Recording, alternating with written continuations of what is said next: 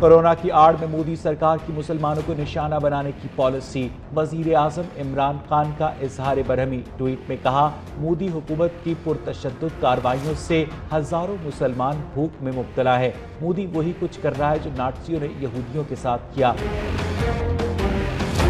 جو مودی حکومت کی ہندوتوا متعصبانہ سوچ کا عکاس ہے۔ بھارت میں ہندوتوا کے پیروکاروں کی حکومت نے خوراک کی خریداری کے لیے مذہب بتانا لازمی قرار دے دیا۔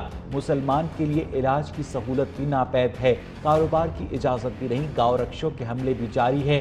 صورتحال پر عام ہندو کیا کہتا ہے، خود سن لیں۔ یوگیشوری کا ایک مسلمان بھائی مجھے آج جس دن سے لاک ڈاؤن ہوا ہے ابھی تک ہمیں ہمارے لڑکے تک کو سب کو راشن، کھانا، رہنے، سونے ہر ویوستھا انہوں نے کیا ہے۔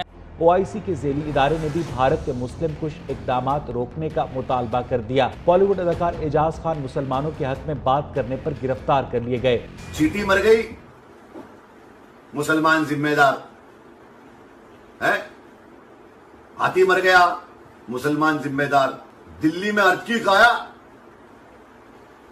سارے مسلمان زمین کے نیچے گھسے اور اسے ہیلے تو ارتکویک آ گیا۔ ہر چیز کے لیے ہندوستان میں مسلمان ذمہ دار۔ بھارتی مصنفہ اروندھتی رائے بھی کئی مرتبہ آواز اٹھا چکی ہیں۔ Crisis of hatred against Muslims. It's coming, of course, on the back of a massacre in Delhi, which was the result of since December, people protesting against the anti-Muslim.